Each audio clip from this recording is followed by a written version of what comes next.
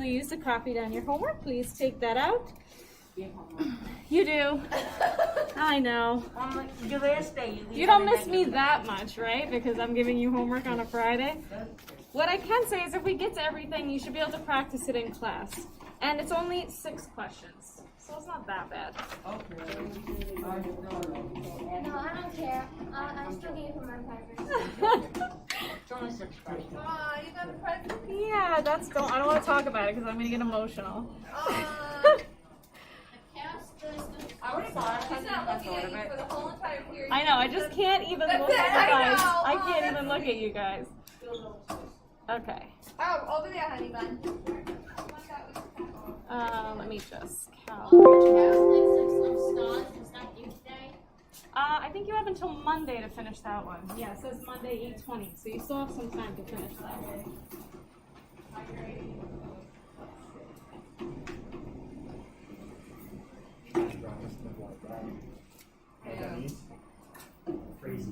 You're driving me nuts too. You do not like his bad Last year. Okay.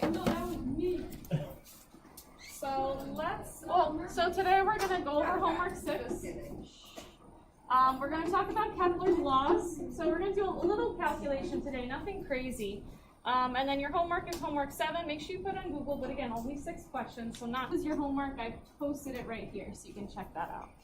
So let's just get right into going over the homework from last night. I think the average was an 8 out of 10.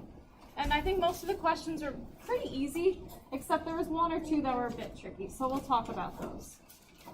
All right, so number 1, which kind of model of the solar system is represented by the diagram? Since I see the sun in the middle, and I know the meaning of the word sun is also helio, I know that that's the heliocentric model, which is choice A. Number 2, if the Earth's distance from the sun were doubled, and if something is doubled, that means it's a larger distance. They want to know what will happen to the gravitational attraction between the sun and the Earth. So if you went from having the Earth here and the sun here, and you doubled this distance, so now it looked like this, the gravitational attraction would be less because they're further away. So the correct answer to this one was choice C, less because the distance between them is increasing or getting further apart. Number 3, if the sun were replaced with the giant star Aldebaran, how would this affect the gravitational attraction between the Earth and our new star? Is the sun as big as Aldebaran, a giant star? Is it as big as it? No, our sun is pretty small. So if we had the Earth and our sun, which is this big, and then we changed our sun and made it this big, okay, this would be Aldebaran, not drawn to scale, obviously. The gravitational attraction would be greater because this star is much larger than the sun was to begin with. So the correct answer is D. Okay, increase the mass, increase the gravitational attraction. Number 4, if the moon were closer to us than it is right now, how do you think this would affect the gravity? And then I ask about the tides. So if the moon was closer to us, question or answer? Answer. Yeah, go for it. A, I'm not too sure. Yeah, no, you're right. The gravitational attraction would be greater because now it's closer to us than it was before, and it would pull the water off the surface of the Earth. So think about that. That's what the tides are. It's the moon pulling the water off of the surface of the planet. It's very weird to think about, but you're totally right. Nice. Number 5 is a little bit of a review question. The Earth and our solar system, we think they're about 4.6 billion years old. Our universe is about, what did I say, 13.7 billion years old. That's what I was thinking. Thank you. So we know that this should be younger than this. So the correct answer is B. Number 6. In which type of model are the sun, other stars, and the moon in orbit around the Earth? Remember, Earth is geo. So I need to pick the geocentric model. That's choice D. And if you're confused, you could have looked at number 7, which gives you the answer to number 6. How nice. In the geocentric model, the Earth is at the center. Which motion would occur? So when the Earth's at the center, that means everything else go around it. So the correct answer for this one is that the sun would revolve around the Earth, which would be very, very weird. Because the Earth is much, much tinier than the sun is. Any questions on 1 through 7, which are those like multiple choice style questions? I think those were pretty good. The only ones that I thought were difficult was like, maybe just number 10 was a tricky one. Okay, so let's look at that. So this is an example of a part 2 question in which you'd have like a couple different questions and one diagram and a little reading. So number 8 says to list the following astronomical features in order of relative size from the smallest to the largest. And so these are the options. Does anyone feel confident like they could do this in order? Michael? Jupiter, Sun, Solar System, Milky Way, and Universe. Sun, solar system, Milky Way, universe. Very nice. That's exactly correct. Smallest to largest. Probably the number one way I see this question wrong is if you just get confused and then you flip it. You do largest to smallest. So just be careful that you know what they ask for. That's why I underlined it, because I usually do that. Even when I make answer keys, I always just do them opposite because I'm trying to do it quick. So just take your time with something like this. Okay, number 9, another review question. What is the shape of our Milky Way galaxy? Yes, Addison. Spiral galaxy, good. Which you probably could not have figured out from this picture because it's a side view. All right, number 10 was the trickiest one because you have to use this weird diagram. So again, this is the side view of the Milky Way galaxy. And they tell you that this is the center of the galaxy, right here. In the question, they ask, what is the distance from the center of the Milky Way galaxy to our solar system? And they tell you our solar system is right here. Okay. So this is 0 and this is 50,000. What are each of these little lines? What are they worth? Good. They're 10,000 light years, each one of them. So if this is 0, that's 10. This would be 20, 30, 40, and then this is 50 right here. And they want to know what this distance is. So you have 2 options. You could say that from here to here is 1 of the 10,000s, 2, 3. So you have 30,000 from here to here. Okay, that's option 1. Saying, okay, I count 1, 2, 3 of these. I know they're 10,000 each, so this is 30,000 light years. Or you could have said, okay, the center is 50,000, and the Milky Way, or the solar system, is at 20,000. So if you subtract them, you'll also get 30,000. Either way, you could have used that to figure it out. Are there any questions on the homework? Nice. Okay, let's get started with the notes. And maybe we'll get to do the homework in class. I'll try.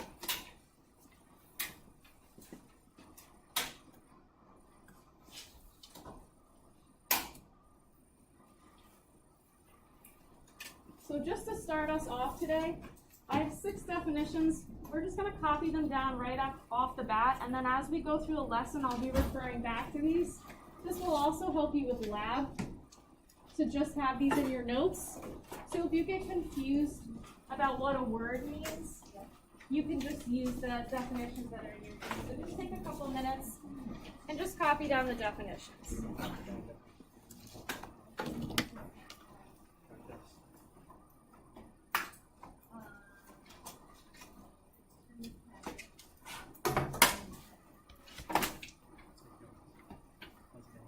Oh, it's good.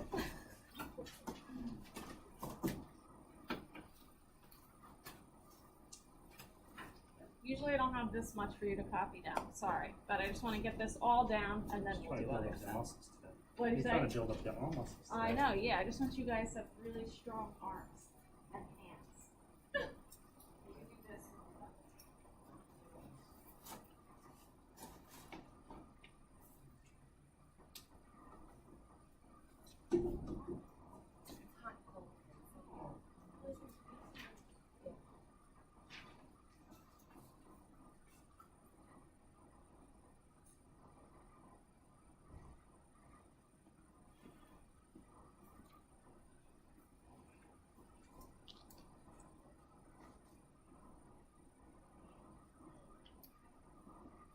some of these words may be pretty familiar, like rotation. That's something we talked about before. That's just a nice little reminder because we will be talking about it now and then also in later units too. And they're easy to get confused. So you have them right here in your notes, so if you need to refer to them, you can always check right back.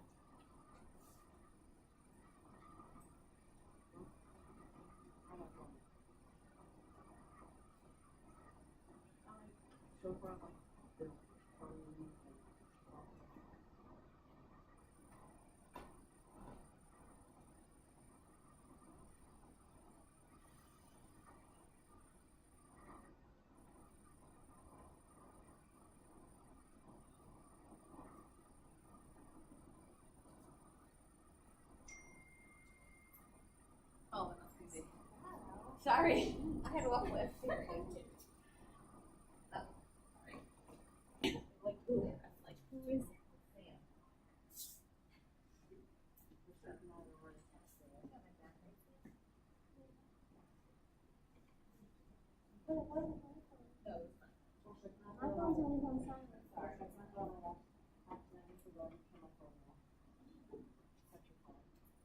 So you notice the definition for elliptical is the same as eccentricity. You could do the quotation thing if you know if it's like a same sentence, you can just put a little set of quotes. So if you see the word eccentricity or elliptical, they're pretty much the same word. It's just the way the word is used can be slightly different. So that's why I put that one up there too. But they kind of mean the same thing.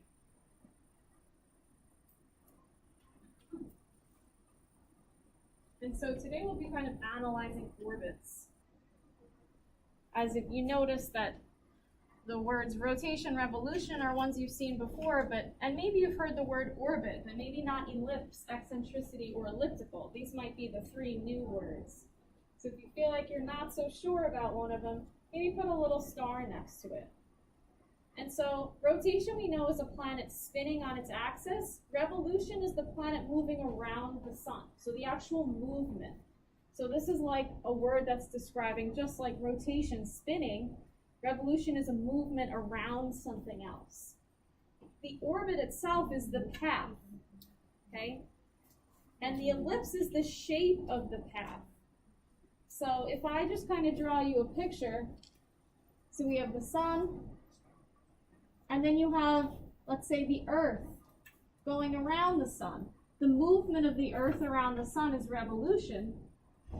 The path that it takes is called an orbit.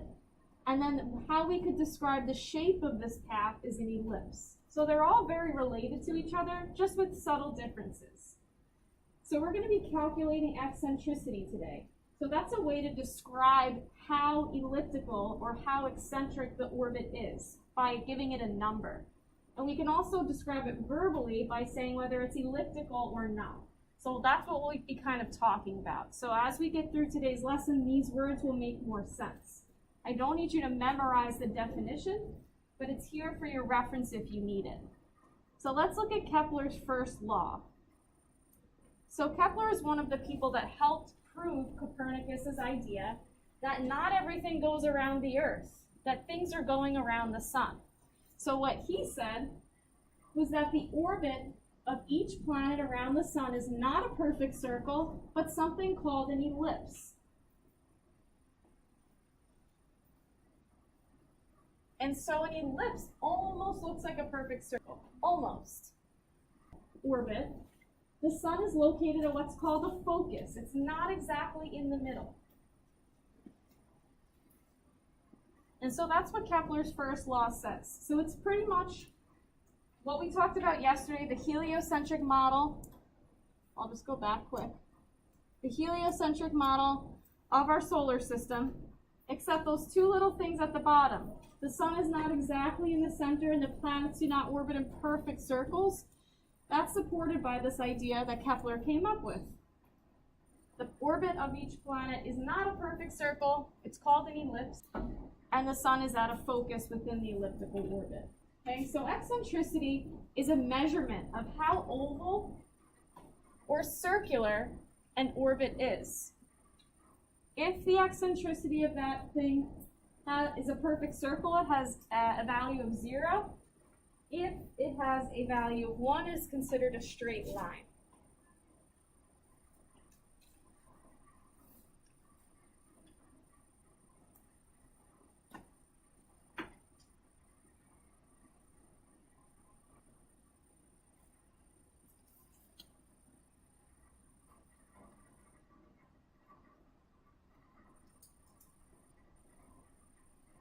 And once you're finished copying that, you can take out your reference table.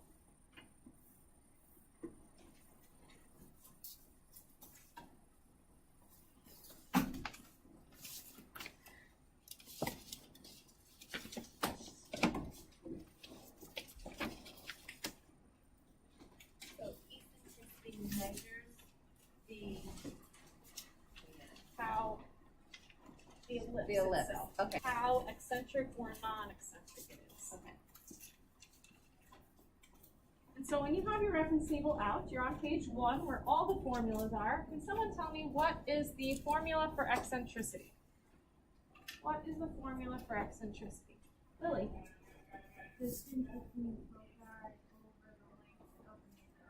Good, but trust me, it's not. You'll see it's a very simple calculation and a very simple measurement. So nothing crazy. So distance, bless you, between the foci over the length of the major axis of the ellipse itself. Sorry, my board is being sassy.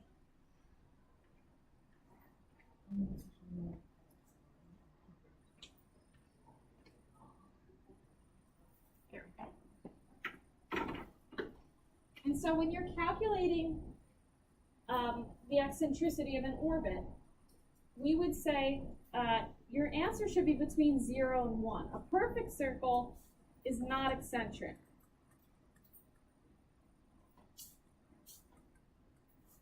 A straight line would be the most eccentric. And generally when I see the word eccentric, a description of something or maybe even someone who's like a little abnormal. Like if someone had a pink mohawk, they might be eccentric. A little strange. Generally people don't have pink spiky hair. It's not bad or good, it's just different. It's not what you see every day. So when we're talking about eccentric, a perfect circle would be the norm.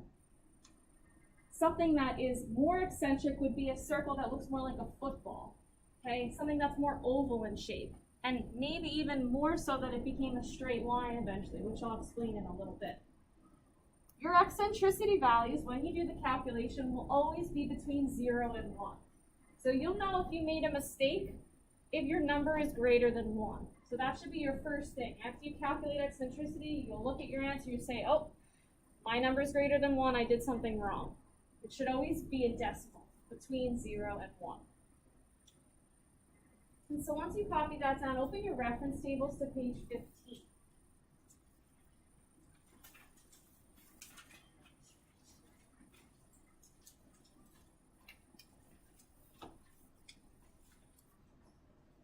So once you get to page 15, look at the very bottom of the page. We're kind of done with the top of the page. Look at the bottom.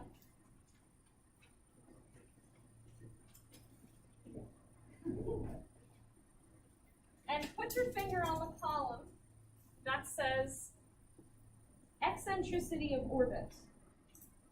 There's a bunch of information in this chart. Put your finger on the column that says eccentricity of orbit. Bottom of page 15. Now in that column, see if you can tell me which planet is the most eccentric orbit. Which is another way of saying its eccentricity is closer to 1. You have your answer already? Okay, hold on one second. So look in that column.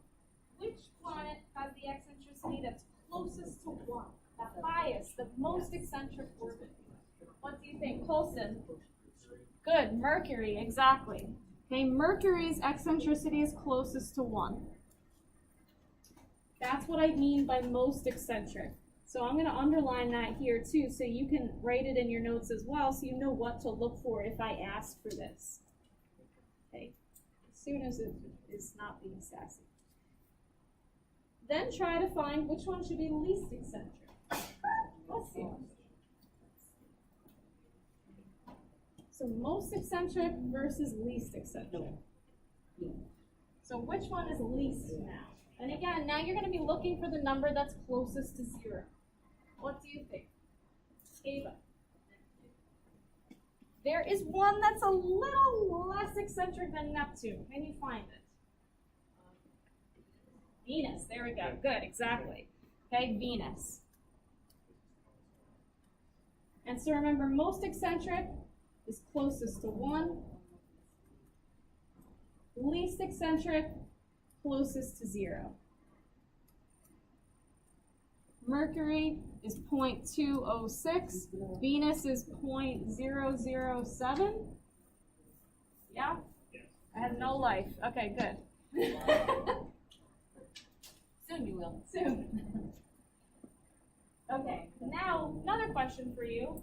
There's 2 planets that almost the same eccentricity. Oh, no. Almost the same. They're off by like the teeniest, tiniest amount.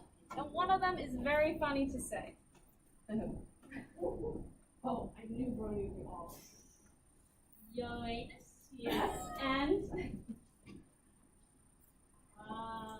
what one is very close to the orbit of Uranus? Neptune. One that's a little bit closer. It's a very large planet.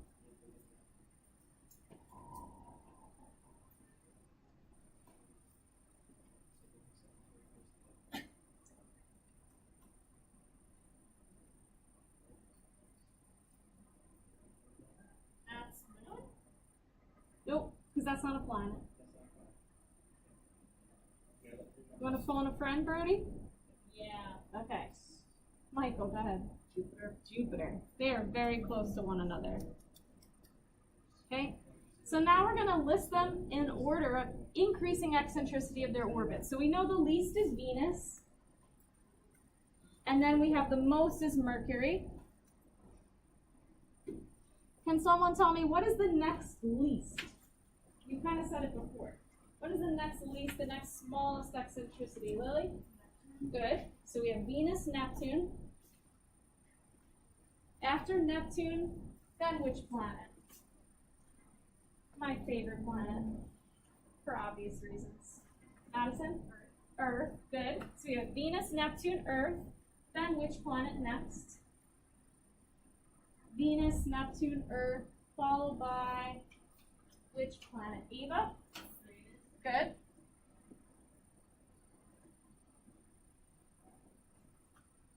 Venus, Neptune, Earth, Uranus, then which one?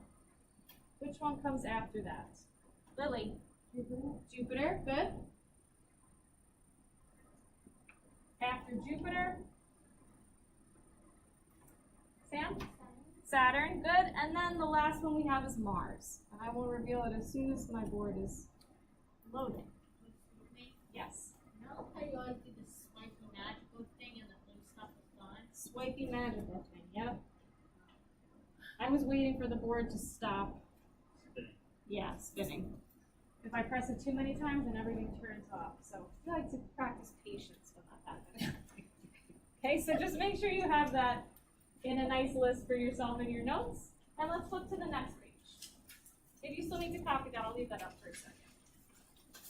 So now we're going to practice calculating eccentricity. You will need a ruler, so just find your ruler. If you don't have a ruler, I can get you a ruler.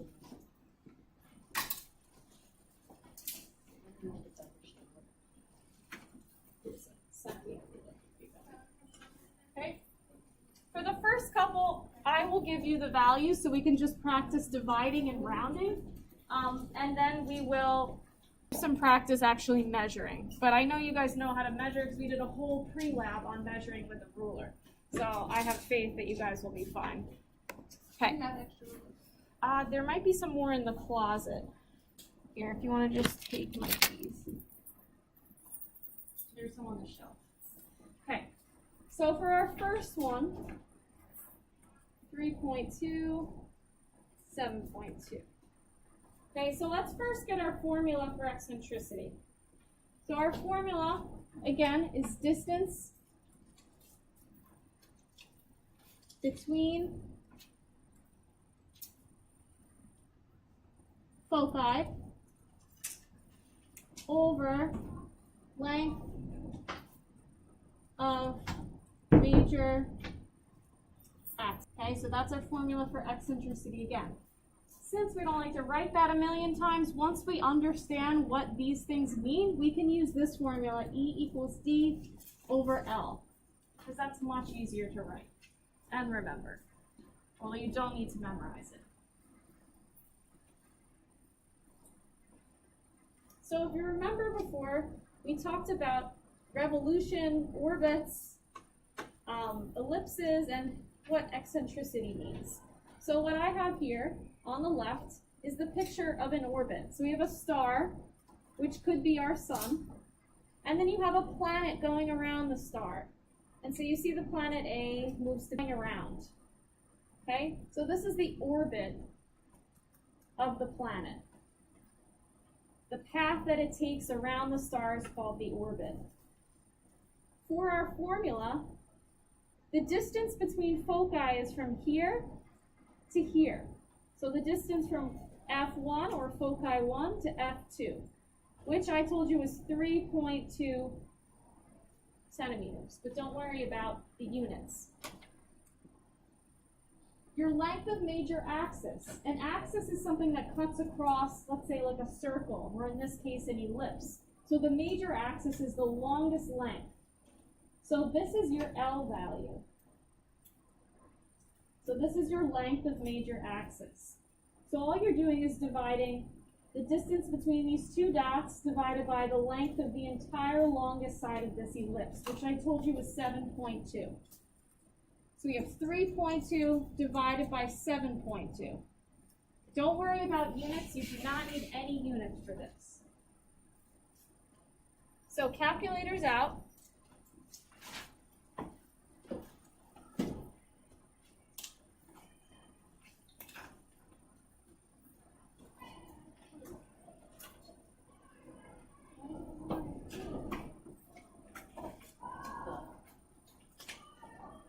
So 3.2 divided by 7.2 is what? And tell me the whole long decimal. I want to hear the whole thing. Yes. 0.444444. Good. 0.44444. There's a reason I want you to write out the whole thing to begin with. How many quads? Just put like 7. When we are doing eccentricity, you always want to round to the thousandths place.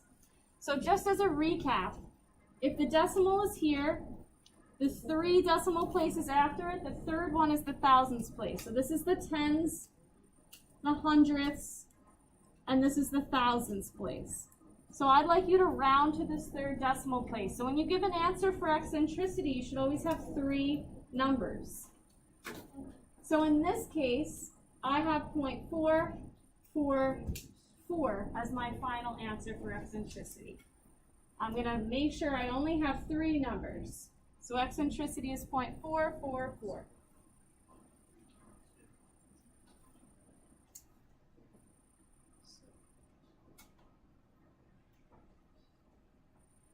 Okay.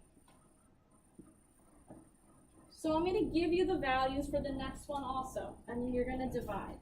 So D is 7.8. So the distance from focus 1 to focus 2 is 7.8. And the length of the entire line has a value of 11.2.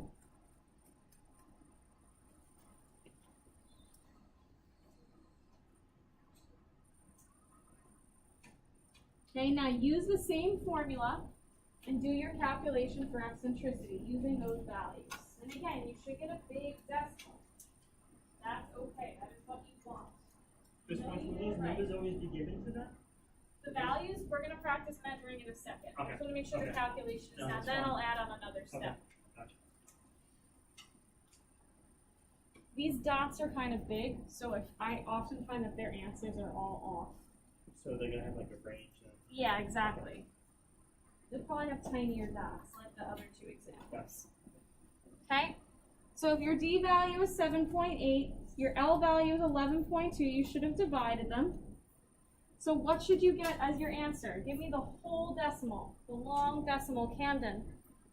0.696485.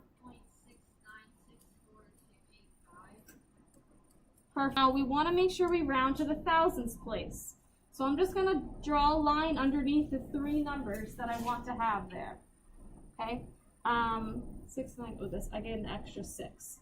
So now if I look at this 4, I see the 4 is less than 5, so when I'm rounding, I don't need to change anything about my numbers. I just say 696 as my final answer. Okay?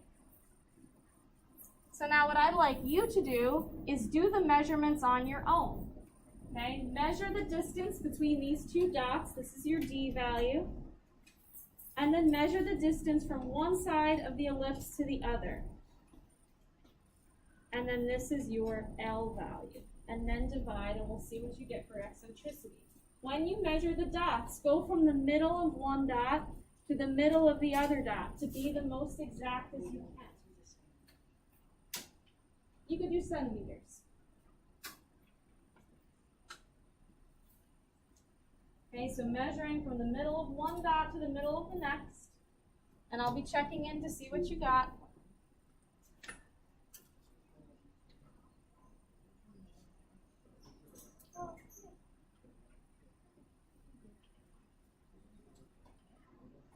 So what are we getting for our distance between foci? Maybe some numbers or just your D value. I just want to check in and make sure we're all on the right page. Yeah. 2.5. 2.5. Good. What else?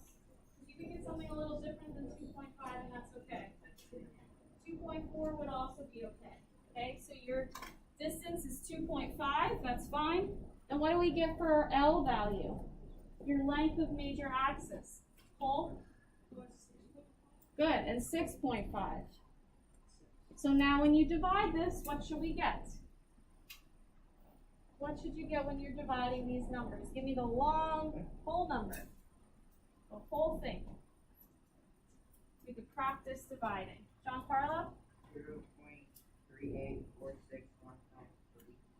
46153. Good. Okay, so now when you're rounding this, you want 3 decimal places. Now I see a 6 here, so a 6 is greater than 5. So when I give my final answer, I'm going to make sure I round up. So 0.385. Okay, again, if you have a slightly different number, so if you got 2.4 for your D value, you have a slightly different eccentricity.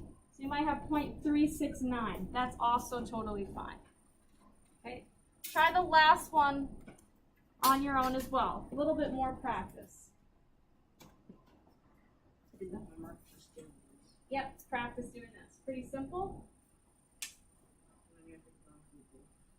Yes. So that I can see how you guys did before we go over the homework. If I collected it in class, then I would have to like grade it, and then I wouldn't know until the next day. Every year. Did you do that every year? Yeah, maybe not my first year, but every year after that. Okay, what do we get for our D values for the last one? Ava? 1.5. Good, 1.5. L value for the last one? What do we get for L value? Yeah. I don't know if there's like 5. I have a little less than 5. Yeah, A teeny bit less. Yeah, a little less. Madison? Yeah, I have 4.8 for the last one. Okay, so when you divide these guys, you should get 0.3125. So when you round it, your answer should be 0.313. Okay? So anytime you're doing eccentricity, the first thing you check is that your answer is between 0 and 1. If you have anything bigger than 1, that means you flipped it. Okay? So let's do a little bit more practice. Let's look at this next page. Okay? So again, I'm going to give you some of the values for these. Well, actually, I feel like we know how to calculate. I'm going to give you the eccentricity values for each of these. D is 1.8. L is 5.9. So my eccentricity is 0.305. For the next one, and we'll get back to the questions in a second because I want to ask you about those. Distance is 6.6, length is 9, so 0.733 is your eccentricity. So looking at those two, which one has a higher eccentricity? Which one is more eccentric? The first one or the second one? You can look at the shape or you can look at the number. Which one is more eccentric? Or which one looks less like a circle is another way to ask this. Camden, what do you think? The second one. So for this one, we'd say this has a high eccentricity. Okay, and the first one with only an eccentricity of 0.3 is on the low side. So this one's not very eccentric. It's not a perfect circle, but we would still say it has a low eccentricity.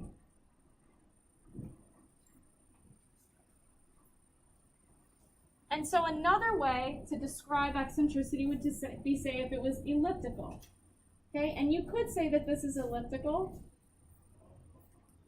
but it's not very elliptical. So we could say slightly. Low eccentricity, slightly elliptical. And for the second one, if it's a high eccentricity, how could you describe how it's elliptical?